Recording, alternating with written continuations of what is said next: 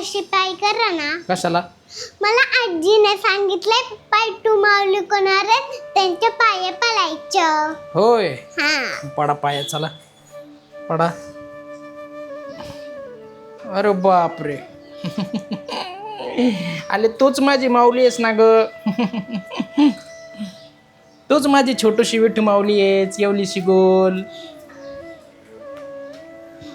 पप्पा तुम्ही माझं काम केलं का? कसलं काम तुझं? इट्टू माऊलीला सांगितलं बब्बूला ताकद द्या, मोठं करा, बुद्धी द्या. सांगितलं ना, पण विठू माऊली काय म्हणले माहितीये का? म्हणले बब्बूला बुद्धी पाहिजे का, मग तिला अभ्यास करायला सांगा. हा, बब्बूला ताकद पाहिजे का, मग तिला भाजी चप्पा खायला सांगा. आणि बब्बूला मोठं व्हायचंय का, मग तिला व्यायाम करायला सांगा. असं म्हणले विठू माऊली मला. मग तू अभ्यास करशील ना, भाजी चप्पा खाशील ना रोज, आणि व्यायाम करशील ना, मग एक्सरसाइज. मग देव बाप्पा तुला खूप मोठं करणार. रामकृष्ण हरी मंडळी. 15-20 दिवसाचा वारीचा प्रवास करून ना हे फायनली आलेले आहेत. आणि ही जेव्हापासून लहान होती ना तेव्हापासून, म्हणजे जसं हिला कळतं तेव्हापासून ही पहिल्यांदाच एवढे दिवस त्यांच्यापासून लांब राहिली असेल. नाहीतर तिला सवय आहे खूप. रोज संध्याकाळी मला विचारायची पहिले 1-2 दिवस तर, की पप्पा कधी येणार, पप्पा कधी येणार. आणि मग आम्ही फोन करायचो त्यांना किंवा व्हिडिओ कॉल करायचो. ते रेंज पण नसायची, म्हणजे साधा फोन सुद्धा लागायचा नाही. आणि तिचं म्हणणं असायचं नाही मला व्हिडिओ कॉलच करायचा आहे. आणि मग ते बोलणं वगैरे व्हायचं नाही त्यांच्याशी. आणि मग तिला करमत नव्हतं, चिडचिड करायची, माझ्यावर ओरडायची, मला बोलायची कुठे आहेत पप्पा सांग, कुठे आहेत पप्पा सांग. मग तिला मी व्हिडिओ दाखवायचे. तुमच्यासारखंच आम्ही देखील व्हिडिओच्या माध्यमातूनच यांच्याशी कनेक्टेड होतो. आणि मग अशी मध्ये मध्ये चिडचिड करायची ना, मला पप्पाकडे जायचंय, मला का नाही घेऊन गेले पप्पा. तशी ही कोडीची लेक आमची. तुमच्या सगळ्यांच्या आधी ना मी त्यांना घरी आल्यावर पहिला प्रश्न विचारला की तुम्हाला कसं वाटलं वारीमध्ये. ते म्हणतात खूप आनंद वाटला. तर नक्की त्यांना कसं वाटलं हे त्यांच्याचकडून आपण जाणून घेऊया. वारीतला आनंद म्हणजे कसा माहिती आहे का, की तुम्हाला खूप भूक लागलेली आहे आणि तुमच्यासमोर तुमच्या आवडीचं जेवणाचं ताट आलं आणि ते जेवण केल्यानंतर जो तुम्हाला आनंद मिळणार तो वारीतला आनंद आहे. तसंच आता समजा झोपायची वेळ झाली आपली, आपण झोपलो, त्यात मजा नाही. पण तुम्हाला खूप दमल्यानंतर जी झोप येते ना, किंवा तुमच्या आईने थोपटल्यानंतर जी झोप येते, तर त्या झोपेमध्ये जो आनंद मिळतो तो वारीतला आनंद. तर असा मला जो अनुभव आला तो मी आता तुम्हाला पुढे सांगतो. मित्र, 2 वर्षापूर्वी ना मी आळंदीला गेलो होतो माऊलींच्या पालखी प्रस्थानच्या वेळेला. आणि माझी वारीला जायची जी इच्छा आहे ना, मी त्यावेळेसच बोलून दाखवली होती. कधी जर शक्य झालं मित्रांनो, कधी जर योग आला पंढरपूरपर्यंत जायचा, तो परमेश्वराने लवकर आणावा, म्हणजे आम्हाला तिकडे जाता येईल, नाही का. म्हणजे एकदा का होईना वारी करता येईल आम्हाला. अखेर वारीला जायचा योग आलाच. पण त्या दिवशी काय झालं, मुसळधार पाऊस सुरू झाला. त्याच्या अगोदरच्या दिवशी बातम्याला चालूच होतं की इंद्रायणीला महापूर आलेला आहे, वारकऱ्यांनी आळंदीमध्ये येऊ नये, पुण्यालाच थांबावे, ह्या बऱ्याचशा गोष्टी घडत होत्या. याला म्हणलं आता नेमकं कसं करायचं. पण शेवटी ठरवलं एवढे सर्व वारकरी येणार आहेत, मग आपण पण जायचंच.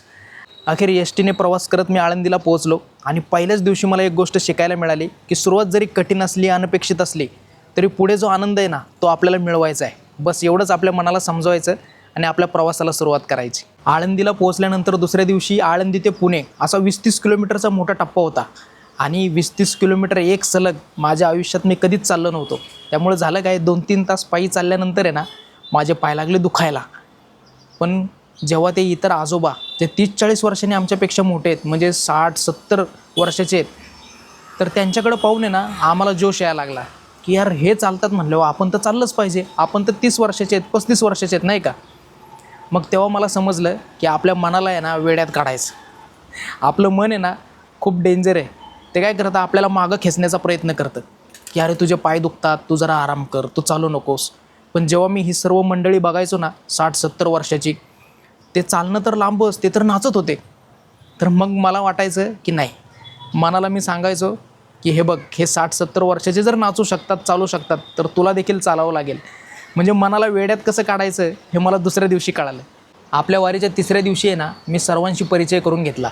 जे जे आपली आचारी मंडळी आहे, ज्या महिला वारकरी स्वयंपाक करतात, जे आपल्या दिंडीचे गाडी चालक आहेत, जे आपल्या दिंडीचा हिशोब वगैरे ठेवणारे आहेत, जे जे सर्व व्यवस्थापन पाहतात, त्यांच्याशी मी सर्वांशी चर्चा केली, त्यांचं काम जाणून घेतलं आणि मला एक गोष्ट त्यांच्यातली कळाली की ते हे सर्व करण्यासाठी कुठल्याही प्रकारचा मोबदला घेत नाहीत.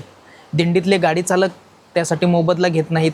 महिला वारकरी जे आहेत, स्वयंपाक करणारे आचार्य जे आहेत, ते देखील कुठल्याही प्रकारचा मोबदला घेत नाहीत. आजकालच्या युगात पैशाशिवाय पानही हलत नाही.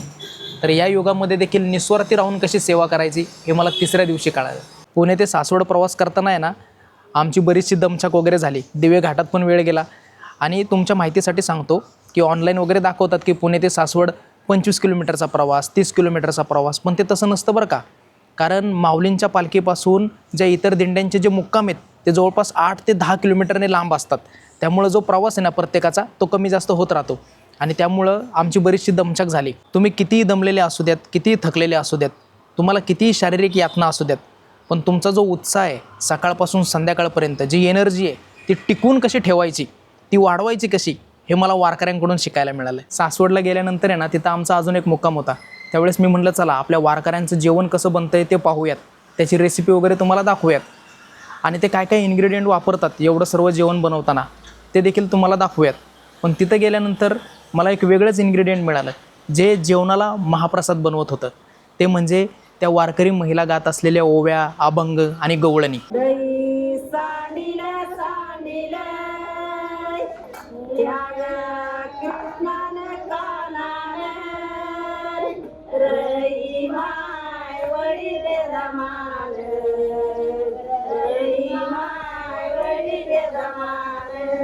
आपल्या दररोजच्या जीवनात देखील प्रत्येक गोष्टीमध्ये आपण जर हे प्रेमाचं इन्ग्रेडियंट टाकलं तर आपलं जीवन पण किती रुचकर होईल नाही का.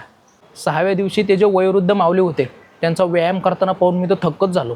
म्हणलं आई शपथ, हा कसला व्यायाम आहे. ते जोरजोरात त्यांची जी पाठ आहे ते डिवायडरवर आपटत होते. कदाचित त्यांना अजूनही व्यायाम येत असतील, त्यांच्या काळातले ते काही व्यायामाचे प्रकार असतील समजा. कारण ते म्हणले की मी मल्ल आहे, पैलवान आहे. मला जास्त वेळ थांबता नाही आलं, नाहीतर अजून पण त्यांचा व्यायाम मी शूट केला असता. आणि मला एक गोष्ट कळली की स्वतःच्या आरोग्यासाठी तुम्ही जिथे असाल तिथं तुम्ही एक्सरसाइज करा. असं नाही की तिथं ग्राउंडच असलं पाहिजे, तुम्ही जिममध्येच गेला पाहिजेत. त्या आजोबांकडून मला एक गोष्ट शिकायला मिळाली की तुम्ही तुमच्या प्रवासामध्ये कुठेही असाल तुम्ही काही ना काही एक्सरसाइज करू शकता नाही का. जगभरातले मोठे मोठे देश एका AC हॉलमध्ये एकत्र येतात आणि ग्लोबल वॉर्मिंगवरती चर्चा करतात, मोठ्या मोठ्या परिषदा भरवतात.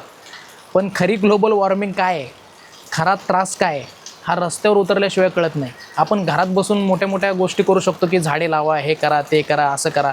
ज्यावेळेस कडक ऊन लागतं ना तेव्हा त्या झाडाच्या सावलीचं महत्त्व आपल्याला कळतं.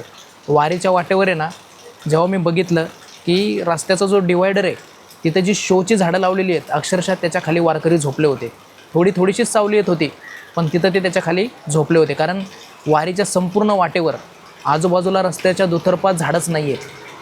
त्यामुळं झाडाचं जे काही महत्त्व आहे ना हे आपल्याला घरात बसून कळणार नाही, हे आपल्याला कडक उन्हामध्ये गेल्यावरच कळणार आहे. आणि या वारीच्या वाटेवर आहे ना मला झाडाचं महत्त्व आहे ना अगदी जवळून कळलेलं आहे की झाडं किती महत्त्वाची आहे. वारीमध्ये आपल्याला नातेसंबंध कसे टिकवून ठेवायचे हे चांगलंच कळतं बरं का. आता या आमच्या दिंडीमध्ये आहेत ना जे काही वयोवृद्ध वगैरे जोडपे होते तर आम्ही त्यांना नाव वगैरे घ्यायला लावलं आणि नाव वगैरे घेताना ते खूपच लाजत होते. सगळेच लाजतात, म्हणजे आजकालचे नवीन लग्न झालेले नवरा बायको देखील लाजतात आणि वयोवृद्ध झालेले नवरा बायको देखील लाजतात.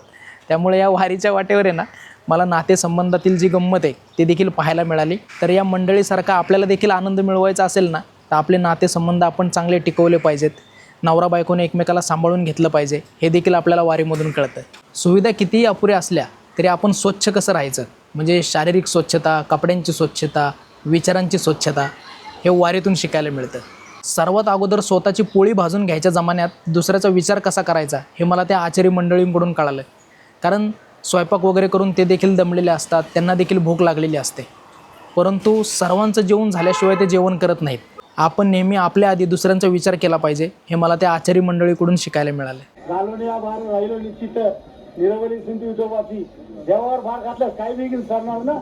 महाराजांच्या प्रमाणावरून मला एक गोष्ट कळाली की ज्या गोष्टी आपल्या हातात नाही आहेत त्याची आपण चिंता करत बसायचं नाही, ती सरळ देवावर ढकलून द्यायची. काय आहे ते तू बघ बाबा. कारण ज्या गोष्टी आपल्या हातात असतात त्याची आपल्याला चिंता करण्याची गरजच नाही आहे. आणि ज्या गोष्टी आपल्या हातातच नाही आहेत मग त्याची आपण कशाला चिंता करायची, नाही का. मित्रो, तुमच्याकडे कितीही पैसा असू द्यात, तुम्ही कितीही मोठ्या पदावर असू द्यात, पण तुमच्याकडे जर सेवाभाव नसेल तर तो काहीच कामाचा नाही.